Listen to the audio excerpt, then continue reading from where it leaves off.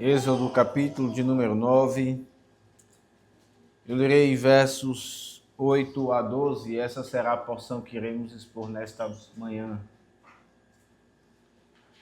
O nosso sermão de hoje será um texto de Êxodo, capítulo 9, versos 8 a 12.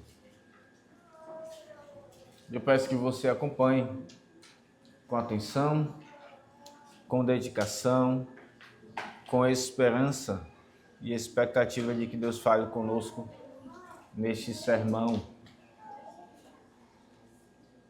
Inclusive as crianças. Deus também fala com vocês, crianças. Vamos ouvir o que a Escritura nos diz? Assim está escrito, Êxodo 9, 8 a 12. Então disse o Senhor a Moisés e a Arão: apanhai mãos cheias de cinza de forno, e Moisés atire-a para o céu diante de Faraó. Ela se tornará em pó miúdo sobre toda a terra do Egito, e se tornará em tumores que se arrebentem em úlceras nos homens e nos animais, por toda a terra do Egito. Eles tomaram cinza de forno. Tomaram cinza de forno e se apresentaram a Faraó. Moisés atirou-a para o céu, e ela se tornou em tumores que se arrebentavam em úlceras nos homens e nos animais. De maneira que os magos não podiam permanecer diante de Faraó por causa dos tumores, porque havia tumores nos magos em todos os egípcios. Porém, o Senhor endureceu o coração de Faraó, e este não os ouviu, como o Senhor tinha dito a Moisés. Amém. Vamos orar, meus irmãos. Mais uma vez, Senhor nosso Deus, esse texto aparentemente sem muita informação, ó Deus, é dado por Ti a nós nesta manhã de domingo, de dia do Senhor, para que Tu nos fales, ó Deus, acerca de questões tão profundas em nosso coração. As doenças são um dos principais motivos que lançam homens e mulheres, pessoas na sociedade, em profunda tristeza, em desespero. E o pensamento, ó Deus, vai a muitos lugares, refletindo sobre o motivo por qual essas doenças vêm. Nesse texto, ó Deus, fala conosco. Nesse texto, não nos deixe, ó Deus, estar distraídos.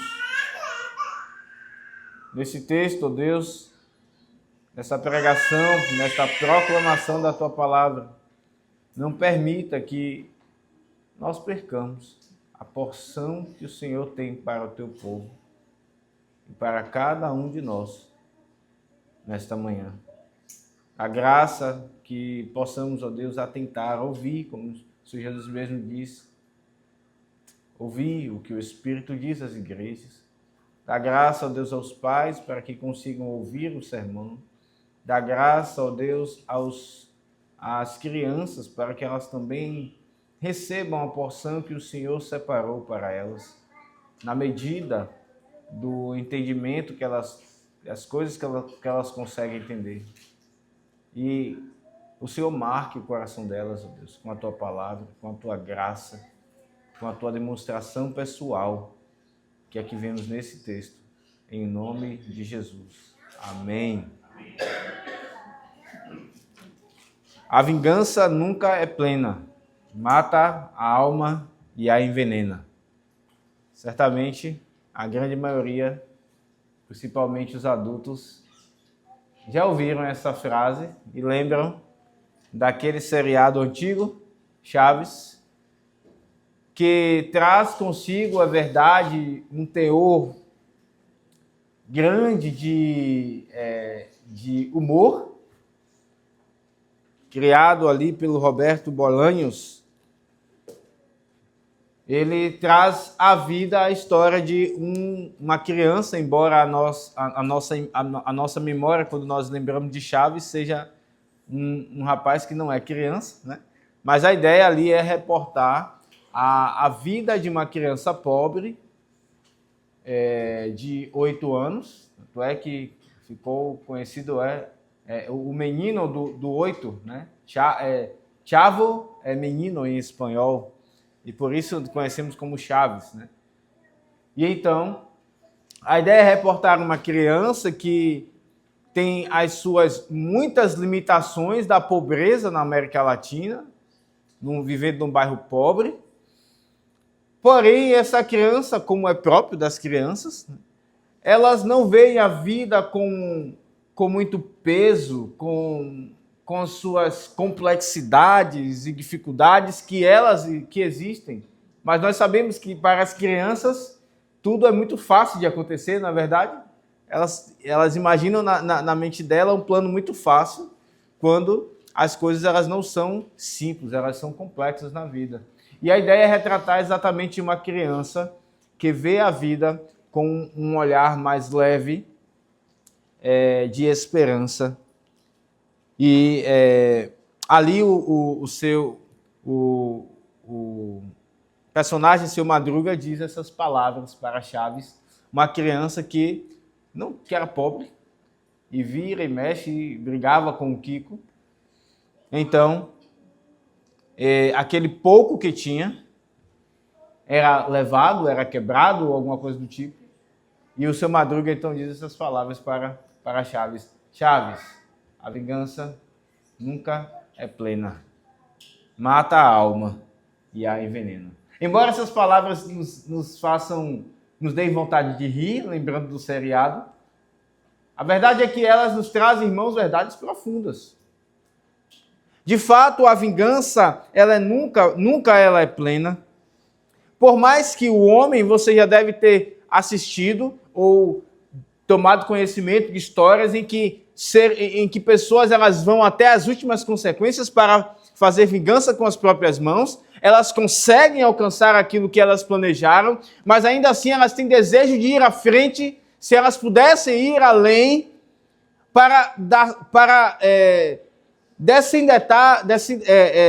tirar a sede da sua vingança.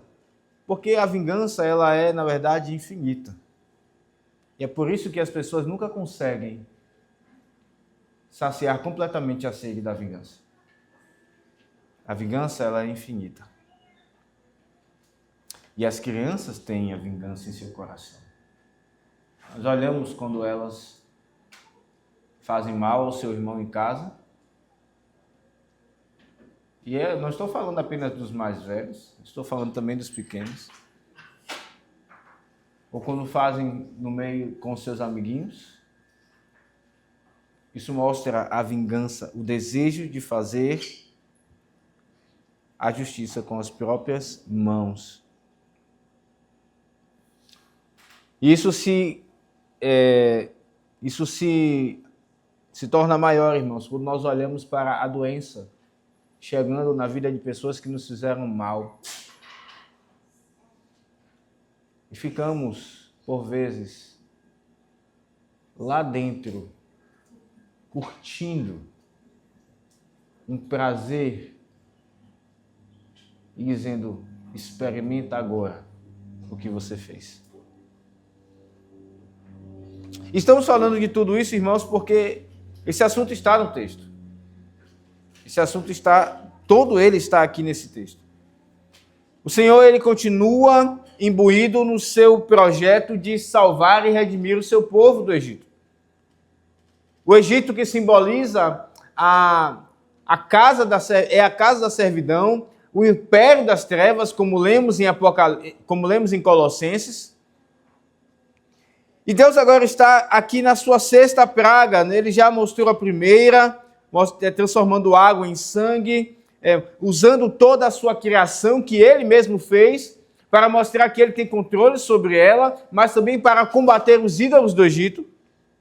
Já mostrou ali as rãs pulando e perturbando a paz no Egito, os piolhos após as rãs, as moscas também que perturbaram toda a vida no Egito. Vimos em último lugar a quinta praga, a peste, que mexe no bolso daquela população, daquela comunidade, fazendo com que a força de trabalho, os animais, morressem e houvesse um grande prejuízo financeiro para o Egito, uma potência daqueles dias. E agora nós vemos que Deus ele continua. Ele está aos poucos envergonhando o Faraó e o Egito. Com paciência, Deus está demonstrando quem é o Senhor. Ele é o único Deus. E nesse texto nós vemos que ele é o único Deus da criação, da vingança e da saúde. Esse é o ensino dessa pequena porção. Tudo isso está aqui e veremos com a graça do Senhor. Yahvé é o único Deus da criação, da vingança e da saúde. Da criação, da vingança e da saúde. Olha então para o texto, verso de número 8 e 9. Nós veremos esses dois versos e os dois primeiros pontos estão aqui. Em primeiro lugar, Yahvé é o único Deus da criação. Verso 8, então, disse o Senhor a Moisés, Arão e a Arão, apanhai mãos cheias de cinza de forno, e Moisés atire para o céu diante de Faraó. Ela se tornará em pó miúdo sobre toda a terra do Egito, e se tornará em tumores que se arrebentem, em úlceras nos homens e nos animais, e por toda a terra do Egito. Yahvé é o único Deus da criação. Esse é o nosso primeiro ponto. E vemos aqui, irmãos, a menção do pó. Esse assunto já veio nas pragas, quando passamos pela terceira praga e vimos ali que do pó da terra, Deus transformou em piolhos. No verso 16 e Êxodo 8 diz, Deus falando a Moisés, diz a Arão, estende o teu bordão e fere o pó da terra para que se torne em piolhos por toda a terra do Egito. Deus transformou a terra, algo que não tinha vida, em piolhos. Por menores que fossem, são insetos que têm vida, seres vivos que têm vida, que se mexiam pelo corpo do povo e faziam ali grande estrago. Agora Deus volta a falar, as pragas elas têm uma ligação, e mais uma vez esse assunto do pó retorna. Por que Deus não permitiu que os magos transformassem do pó da terra também em piolhos lá na terceira praga? Porque Deus quis dar um basta e mostrar que Ele é o único Deus da criação e mostrar que somente Ele tem o poder de transformar a matéria em vida. E é isso que vemos lá em Gênesis 1, 26 e 27. E Gênesis 2 também. Na criação do homem, Deus pega exatamente o pó. Do pó da terra. Modela o homem como um artesão perfeito, impecável. E sopra o Espírito em suas narinas. E diz o texto que ele foi feito alma vivente. Mas, irmãos, não apenas a pérola da criação, o ser humano, foi feito por Deus. Tudo o mais, embora o texto não diga que Deus modelou com as suas mãos, quando Deus diz haja, haja e haja, tudo o mais foi feito exatamente como Deus quis. Ele é o único Deus da criação. E a ciência, irmãos, já nos provou, inclusive, que todos os minerais e elementos que existem no corpo humano, eles estão presentes na criação. Isso é curioso, não é? Isso não deve ser o motivo pelo qual nós passamos a crer que Deus nos fez do pó da terra, mas isso deve trazer mais conforto à nossa fé. E aqui nós vemos que mais uma vez Yahvé ele está combatendo os ídolos do Egito. Havia um ídolo chamado Ptah no Egito, adorado pela sua criatividade. Segundo diz os mitos no Egito, ele era exatamente adorado pela sua criatividade em fazer coisas com as mãos, trabalhos com as mãos, com os metais, com argila e tudo mais, minérios, pintura. E Ptah era considerado pelos egípcios aquele que inclusive criou e idealizou o universo. As religiões, de uma forma geral, irmãos, elas trazem uma história de como tudo veio a acontecer. Como as coisas, elas vieram e existem. Não era diferente ali naquele Egito. E Deus está mostrando que não era Ptah, que não é Ptah o único Deus da criação. Ele é o perfeito arquiteto de toda a criação. Ele que colocou cada detalhe, como um perfeito artesão que consegue idealizar uma colmeia, algo tão pequeno, cheio de detalhes, de onde se tira o mel. E ao mesmo tempo lida com planetas, lida com árvores que os homens não conseguem abraçar. Deus é o grande artesão, ele é o grande criador de todo o mundo. Ele é o único Deus, e Yahvé é o único Deus da criação. É isso aqui que vemos em primeiro lugar. Mas passamos agora ao segundo ponto, Yahvé é o único Deus da vingança. Meus irmãos, é muito interessante. As Sagradas Escrituras, elas são fascinantes. Olhe para o texto. Talvez você não tenha se perguntado por que Deus manda Moisés pegar mãos cheias de cinza de forno. De onde eram essas cinzas? E de que forno o texto está falando? Essas cinzas, irmãos, eram resíduo da fabricação dos tijolos. Já passamos por textos que falam acerca disso.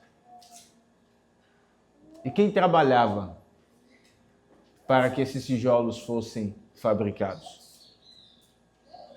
Animais, sim. Mas o povo de Israel. O povo de Israel. Volte para Êxodo 5, verso 6.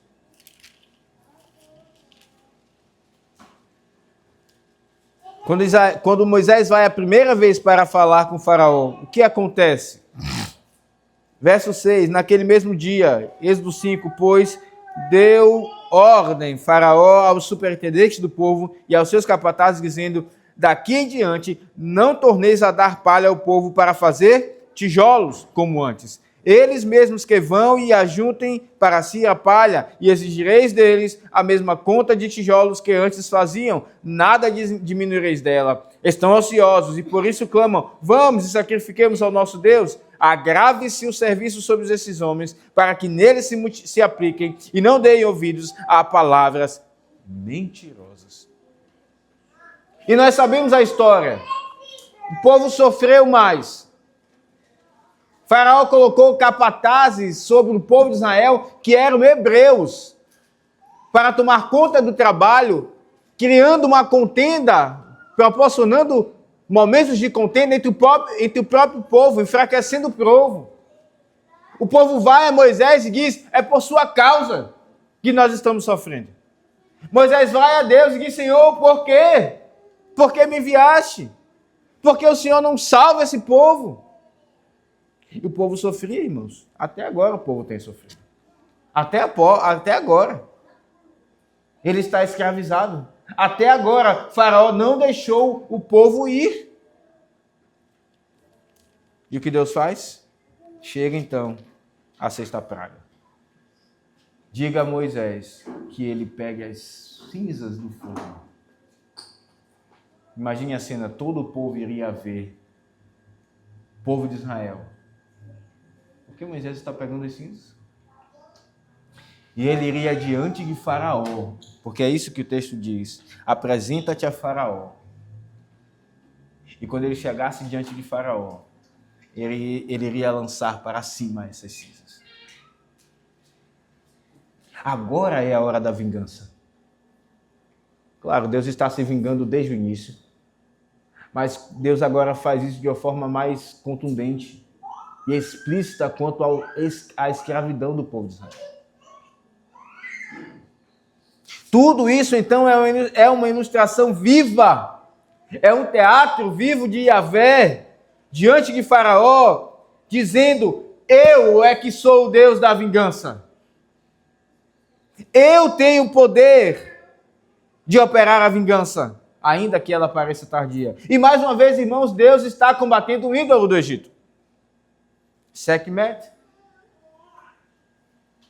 Um ídolo que era personificado no Egito como agindo como o calor do sol, de tão forte e poderoso que ele era considerado.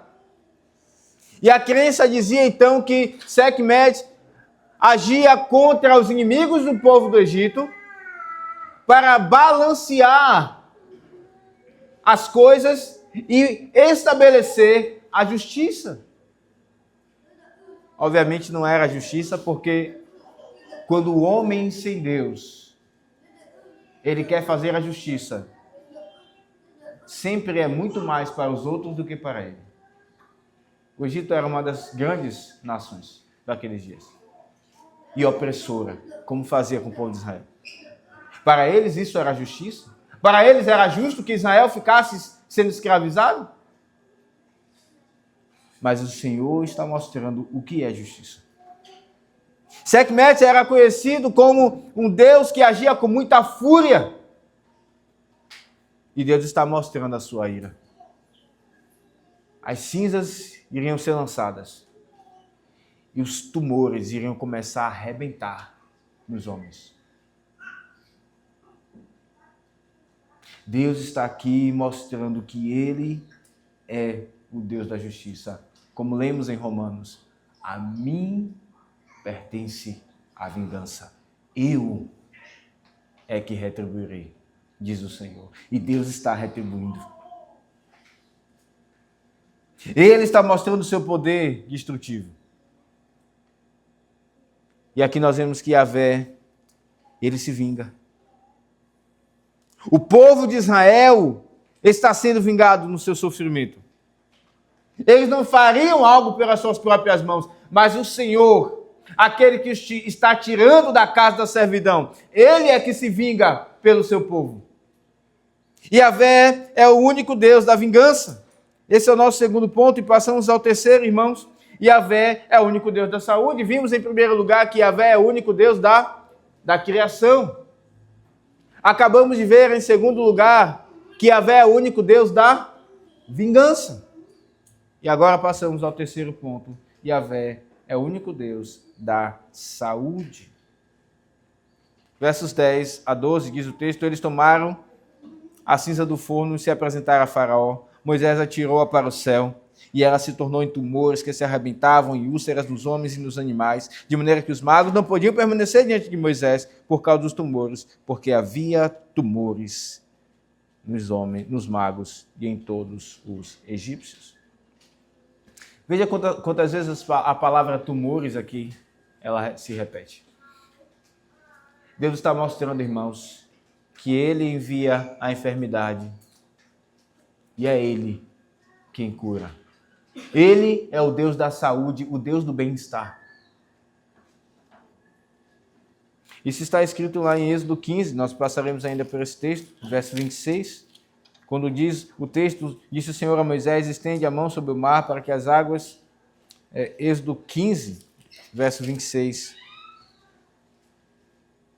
E disse, se ouvires atento à voz do Senhor, teu Deus, e fizeres o que é reto diante dos seus olhos, e deres ouvido aos seus mandamentos, e guardares todos os seus estatutos, nenhuma enfermidade virá sobre ti, das que enviei sobre os egípcios, porque eu sou o Senhor que te sara. Irmãos, Deus, está envolvido com as doenças. Deus está envolvido com as doenças. Quando elas chegam, é porque Ele as enviou. Quando elas são suspensas, é porque Ele as tirou. Ele é o Deus que envia as úlceras. Ele é o Deus que envia o câncer.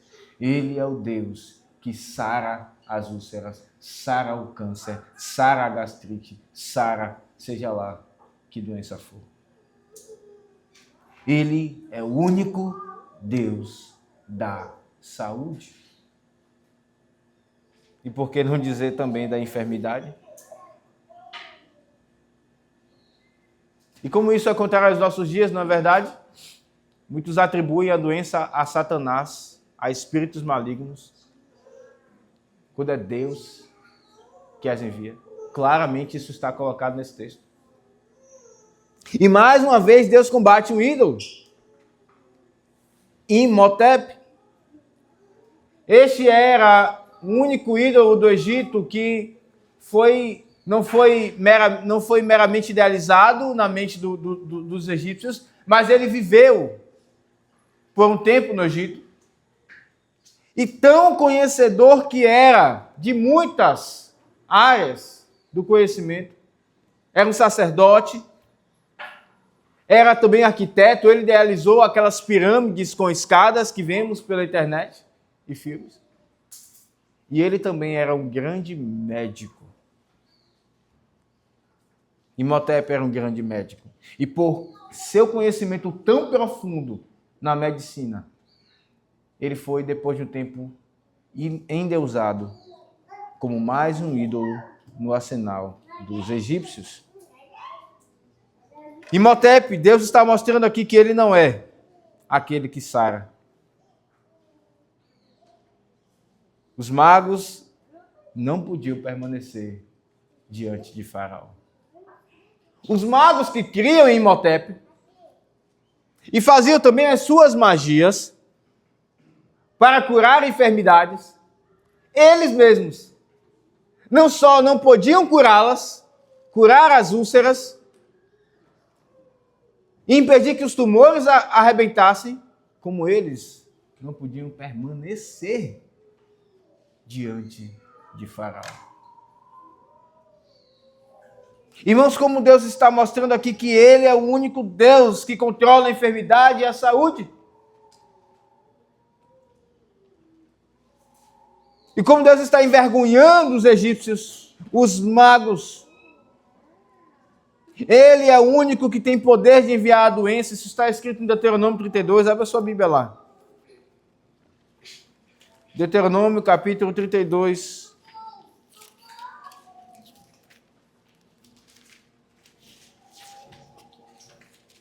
Verso 39.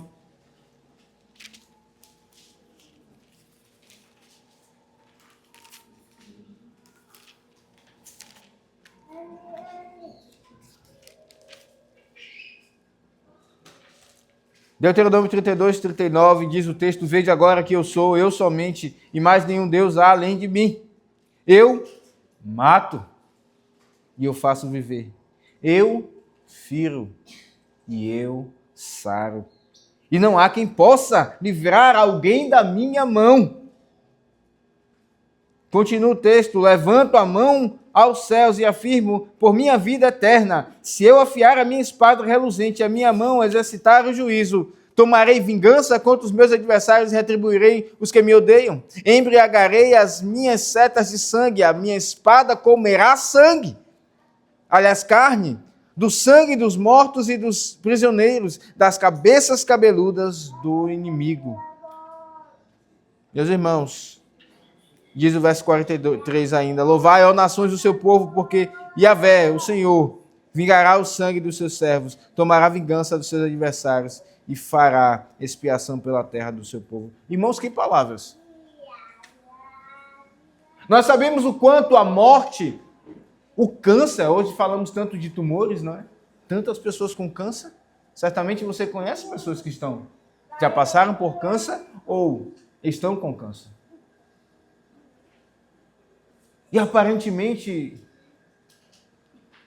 vem à nossa mente, Deus não pode estar envolvido com isso. Quanto sofrimento há naquele que passa por um câncer? Você já acompanhou alguém que passou por isso? Certamente. O enfraquecimento do corpo, a queda de cabelo, outras doenças que aparecem por causa da vulnerabilidade do organismo. Tudo isso, irmãos, vem do Senhor, o seu Deus.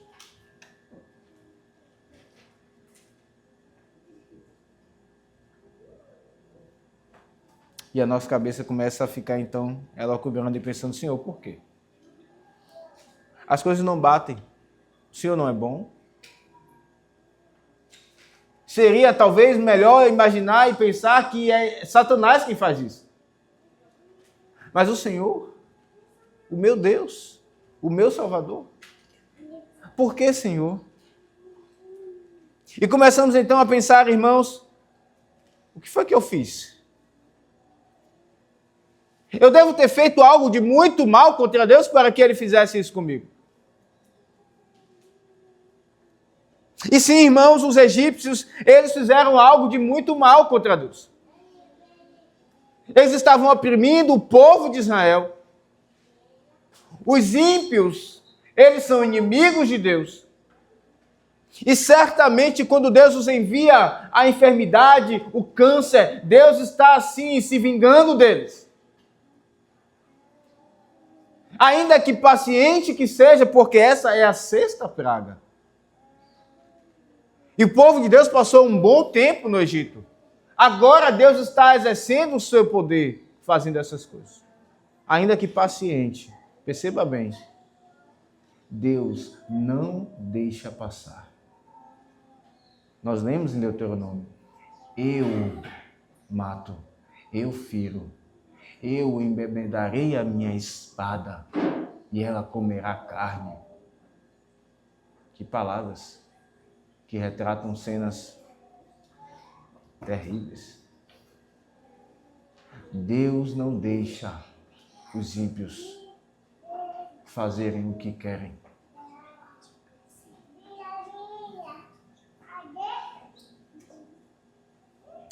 Mas ainda assim a nossa cabeça fica pensando, mas Senhor, e eu? Eu não sou ímpio.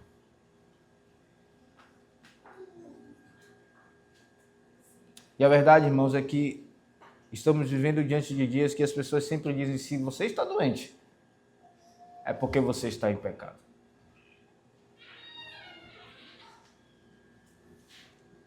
E não é isso que o texto aqui nos ensina.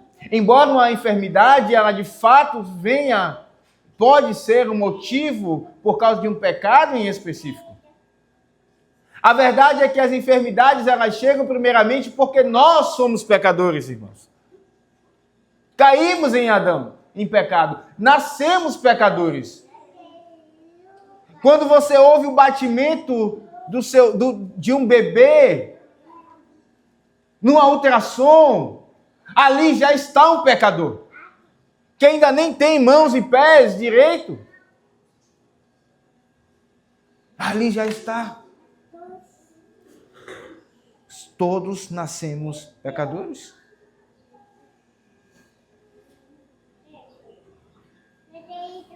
E Deus, irmãos, não envia a doença então para tratar um pecado em específico, porque Ele está retribuindo. Mas nós temos que nos lembrar, Senhor, eu mereço. Na verdade, eu mereço o inferno, porque me rebelei contra o Senhor. Mas agora as doenças, elas têm uma função não mais punitiva no meio do povo de Deus. Elas têm uma função agora santificadora, de tratar o orgulho em nosso coração,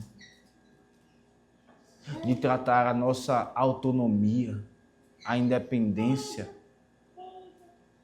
que nós queremos naturalmente ter de Deus.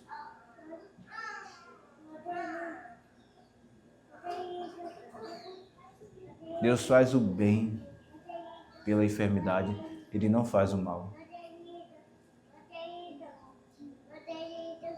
Não vos enganeis, meus amados irmãos. Toda boa dádiva, todo dom perfeito vem do alto, descendo do Pai das luzes, em quem não há nenhuma sombra de variação. Não vos enganeis.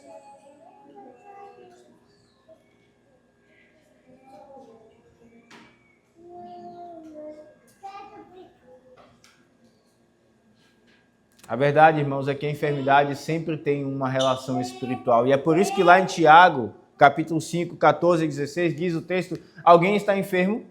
Está alguém enfermo? Chame os presbíteros. E eles orem. Por que diz isso? Está alguém enfermo? Poderia assim dizer: está alguém enfermo? Chame os diáconos. E não estaria errado. Porque cabe aos diáconos a função da misericórdia, mas dissemos presbíteros. Porque apesar de os diáconos terem uma função também espiritual no meio do povo de Deus, de aliviar ou sanar o sofrimento,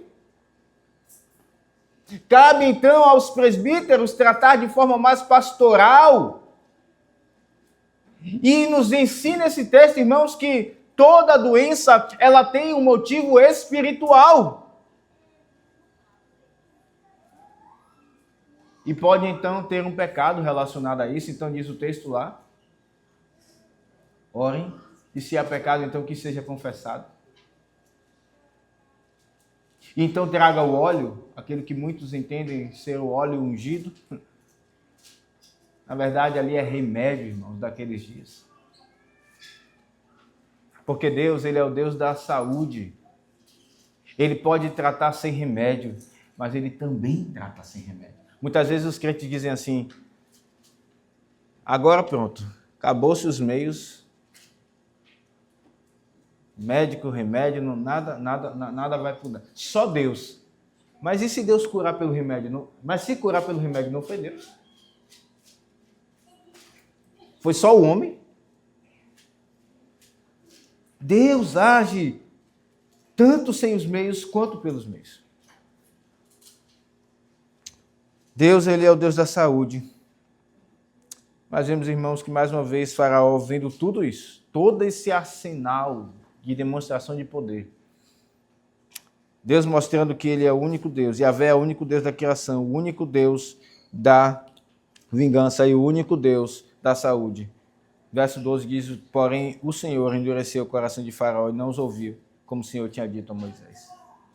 Alguns textos dizem: o coração de Faraó se endureceu, ou o coração de Faraó se endureceu, nos textos passados, mas agora diz: Deus endureceu o coração de Faraó. Deus é quem endurece. Ele é soberano. Mas ele endureceu o coração de Faraó, ao passo que ele quebranta o coração do seu povo, a quem ele está salvando. A uns ele endurece, a outros ele quebranta. E a verdade, irmãos, é que ele poderia endurecer o coração de todos, porque todos pecaram.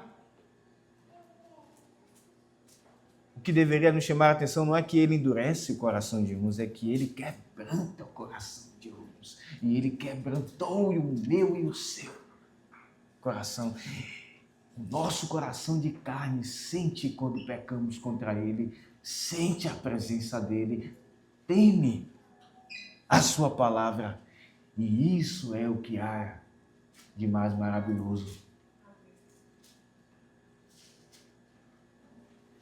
Yahvé é o único Deus da criação, o único Deus da vingança e o único Deus da saúde.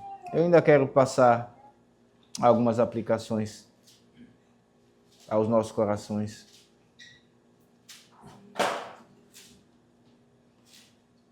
Em primeiro lugar,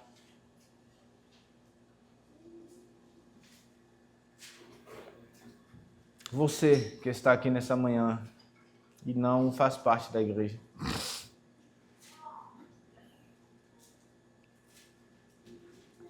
Deus te chama a entender que somente em Cristo, é que você poderá ter a sua vingança satisfeita.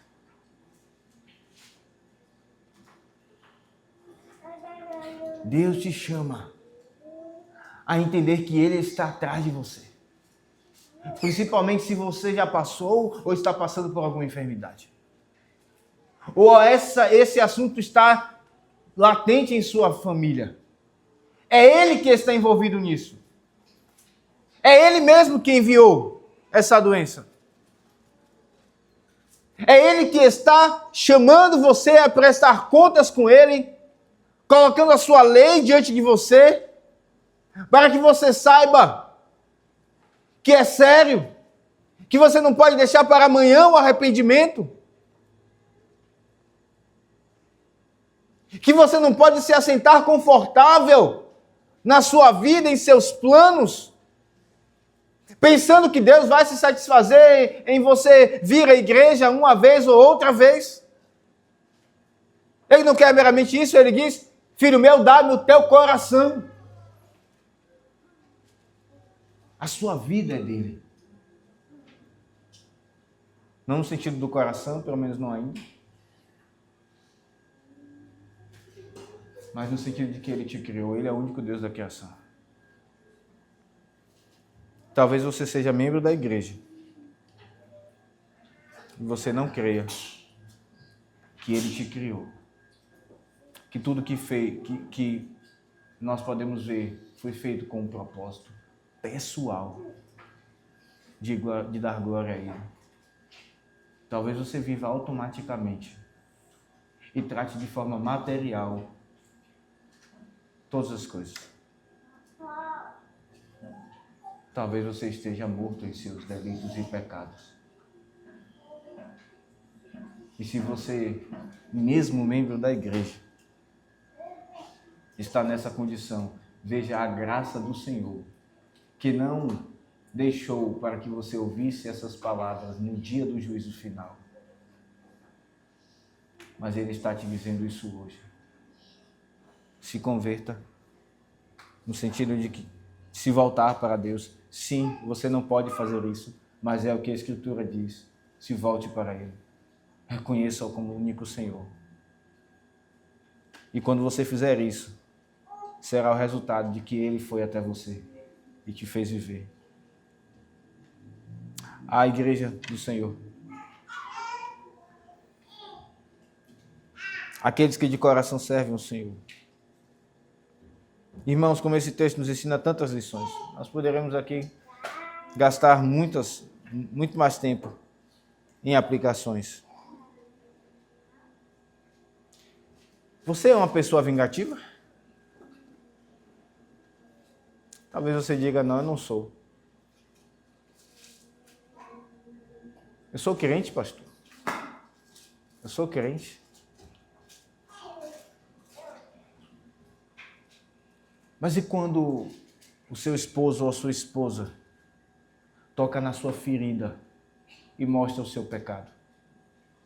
Como você trata depois ele ou ela? Como fica o tom da sua voz depois? Silêncio? Intencional? Punitivo? Uma voz que destrói? Palavras que ofendem? Nós somos, irmãos, vingativos. Deixamos de fazer aquilo que ajuda o outro. As crianças, vocês também são vingativos. Vocês vão lá e metem a mão mesmo no amiguinho ou no irmão, com força, porque não tem o brinquedo que vocês querem, ou porque não tem outra coisa que vocês querem. Os jovens aprimoram a vingança e às vezes com palavras suaves, de veludo, mas igualmente violentas. Fazem isso até mesmo com os próprios pais.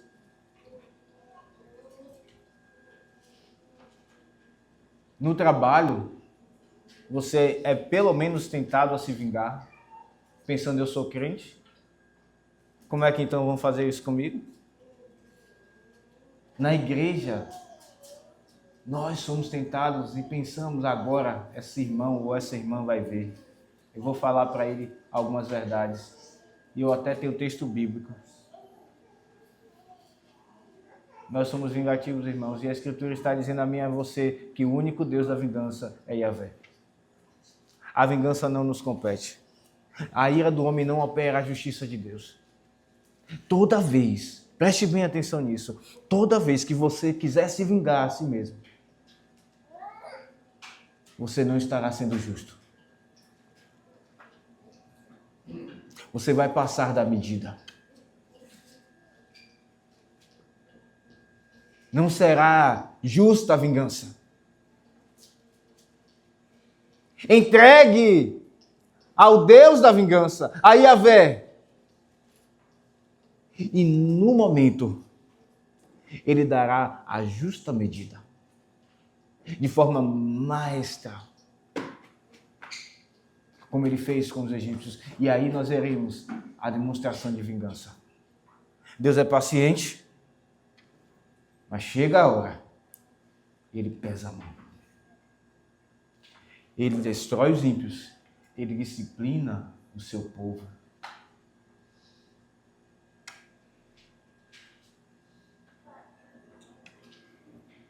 Entreguemos as nossas causas ao Deus da vingança, Yahvé. Irmãos, como nós olhamos para as situações de saúde,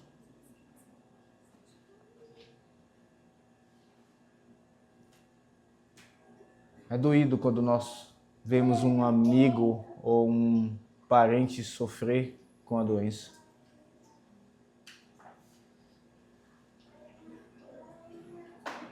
E lá no fundo, nós somos no mínimo tentados a dizer, Senhor, eu não mereço tanto. Eu sou um pecador, eu sou uma pecadora. Mas é demais.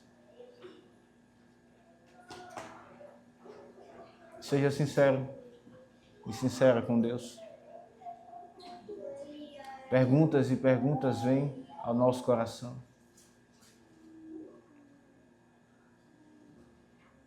Deus quer, irmãos, que nós o reconheçamos na doença. Na doença, nós iremos lembrar que somos pecadores. Se não fosse a graça, nós seríamos como os ímpios, rebeldes contra Deus. Mas a graça nos transformou. E se não fosse a graça ainda agindo em nosso coração, nós seríamos crentes terríveis. Muito piores. Mas olhe para a enfermidade e veja se através dela Deus não te fez mais humilde. Olhe para a enfermidade e veja se através dela Ele não nos leva mais à oração, o que não é maravilhoso, o que é maravilhoso. Ele nos faz mais apegados a Ele. Tudo que vamos fazer, então, nós colocamos em oração. Nosso coração está mais quebrantado. Isso é bom. Foi bom ter sido afligido, diz o texto. Foi bom. É claro que nós não vamos sair por aí caçando doença. Mas quando Deus as envia, Ele quer nos tratar. É claro que mesmo sabendo dessas verdades, que eu sei que você sabe, quando a doença vem, você tem choque, conflito dentro de você. Você tenta abafar esses questionamentos. Deus é bom. E se você, ao analisar o seu coração, pode perceber que algum pecado foi algo que levou Deus a te trazer a enfermidade, A Bíblia diz em Tiago capítulo 5, confesse. Muitas doenças, não todas, mas muitas doenças, elas vêm e elas permanecem no meio do povo de Deus porque não confessamos. O remédio é a confissão. É dizer, Senhor, me perdoe, porque o meu ídolo é a saúde. O meu ídolo é o dinheiro.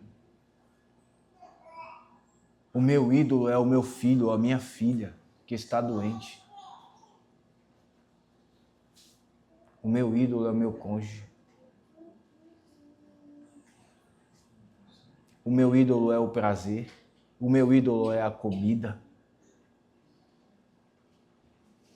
Eu tenho colocado outros deuses diante do Senhor.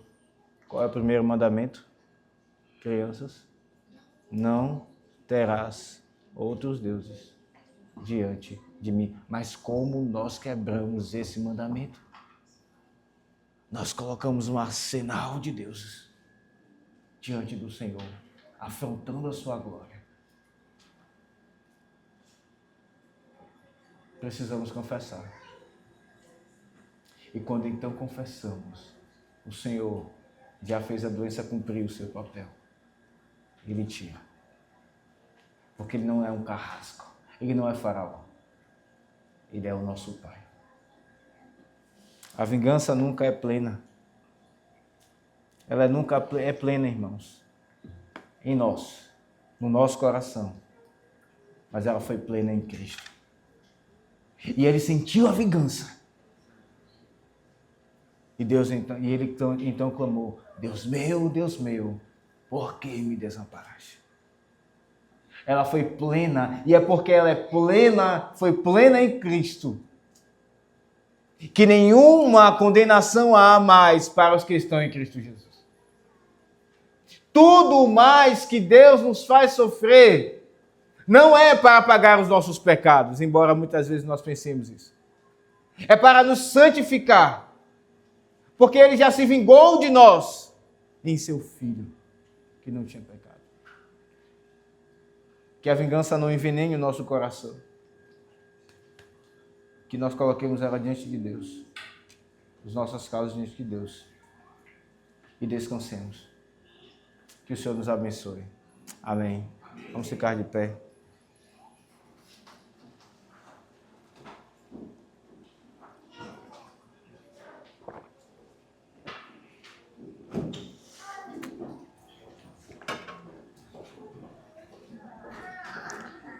Ó Senhor, nosso Deus e Pai, que está nos céus, como o Senhor é um Pai que nos conhece, aplica a Tua palavra aos nossos corações, quebranta os Teus poderosos Espírito Santo, em nome de Jesus. Amém. Amém.